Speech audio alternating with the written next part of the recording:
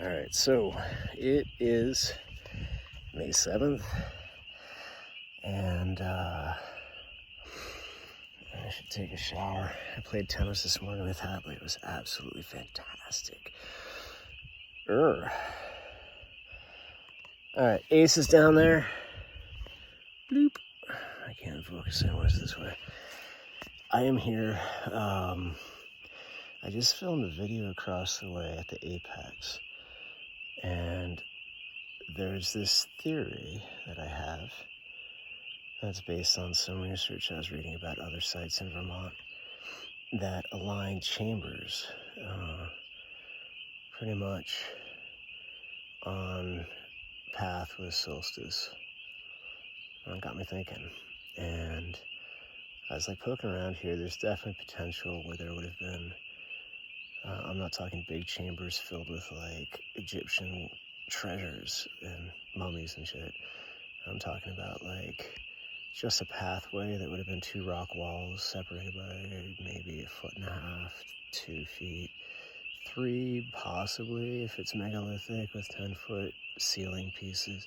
Seen some of those down in the central Vermont, Plymouth area. The owls are out tonight.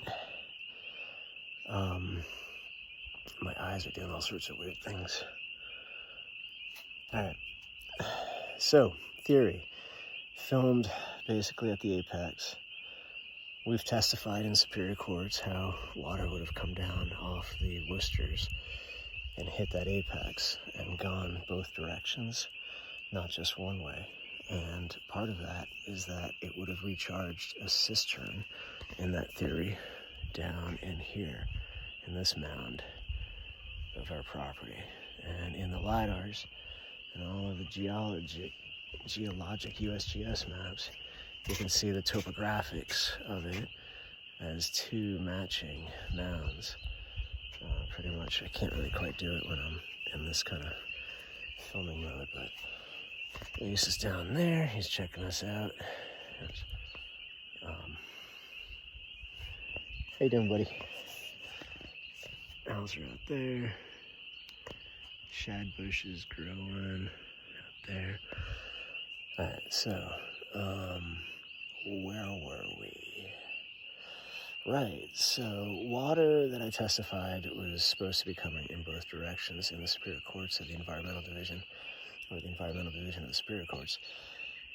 It would have theoretically pooled up right at the apex here in some sort of manufactured dam, potentially, that would have been used for reflecting stars down into, as opposed to stretching heads looking up. But the idea being, if you can map them onto the ground, you can then place rocks into all those places, kind of like those transparent overview boards in school and colleges where you project something on transparent paper up onto a screen.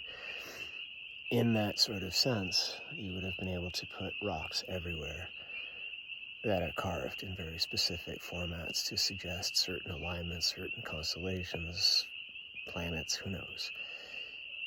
Point being, now if you have 2 chambers, both of which have a water table being recharged through surface water for sure, you could guarantee that at both points of the solstice, and both points of the calendar year, the winter and the summer solstice, you could theoretically throw water through that entire chamber on the same transect under these 2 mounds, going this way from the sunrise of the, where is it? Let me see right here. That's the sunrise at winter solstice. And it would come all the way across through here, down, out to just on the other side of that pond. And theoretically, that could have been water out there too. So if light was sent through a hole, and that light hit the water just right, kind of like a roof light, or like a skylight, like this roof hatch here, it would send it all the way across that chamber and out into that space over there. And likewise, you would have the exact same coming at the summer solstice up there, shooting down through here across Blackjack's domain. And we found that point where at the apex on that mound, the water tunnels onto our side and to a point where it would have recharged that chamber. And so that would have kept the water table recharged in both the mounds on both transects of the solstice at winter and summer. And as evidence out sort of from somewhere out in the meadow, looking back into the sunlight popping out of these chambers at those highlights. So that would have been an event that would have been a massive feat of engineering. Here's where it gets interesting. If you're back that far, and we're talking millennia plus, I think it's definitely on the plus side now. And why are you working with massive rocks? Well, because you don't have plastics, and if you want to believe that, physics is just magically invented when a fucking apple drops, okay.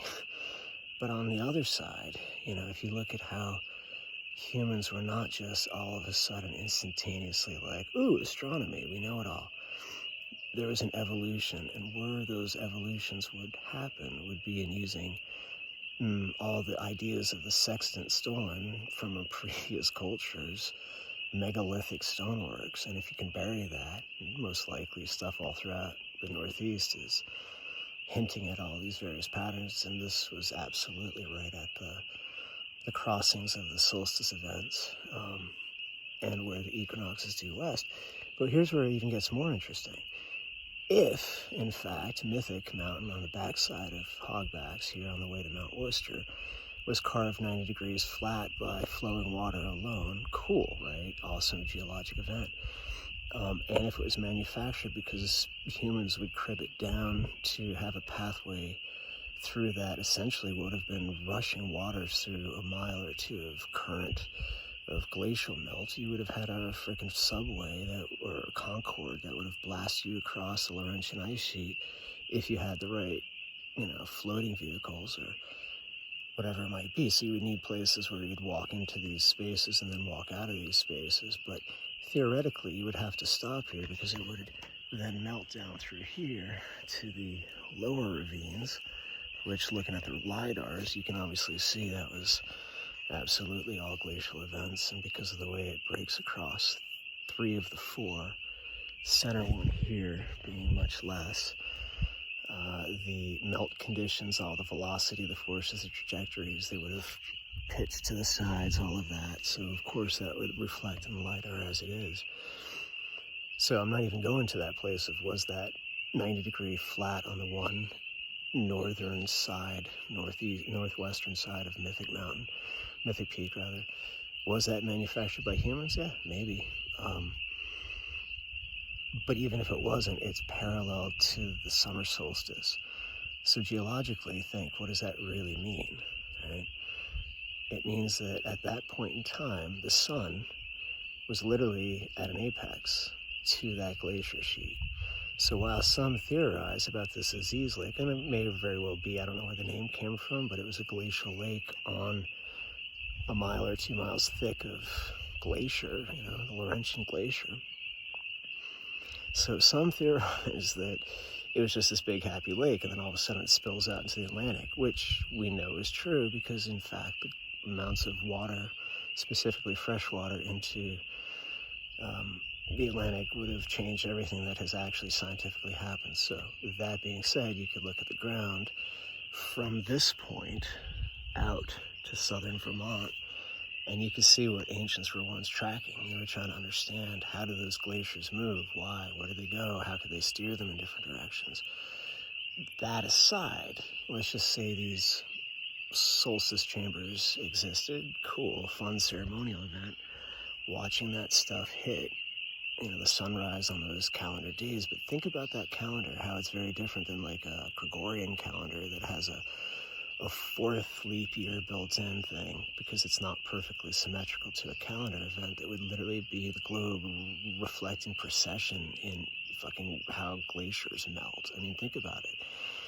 All of that velocity from May, or force of solar push from May through August would have been happening in that current, all through it's slicing through the Laurentian ice glacier. So yes, it could have been distributed into the Mississippi theoretically, but it took a turn. And why? I mean, I'm not trying to go to a place of was it manufactured or not. I'm just saying it actually happened. And so now knowing that, here's where it gets cooler for me. When you look at this field, you can see there's an aquifer that we tap into for our water. But there's also this other field over there that other people tap into for their water. And so when you look at the LIDARs, I'll call them fields A and B.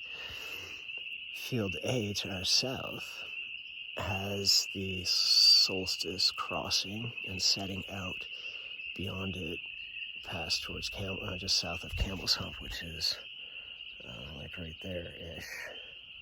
Oops, my bad. Other way, that way. And so, as such, you would have one aquifer field over there, and if you could essentially create one over here in a way that you could basically build a big-ass fucking level, you could map precession based on the water and the movement and the force somehow. I'm not exactly sure how, but clearly if you're astronomy freaks, as these people were, they were up here mapping this stuff and charting this stuff literally in water so that they can move pieces and understand movements of distance and actually understanding how this continent was laid out.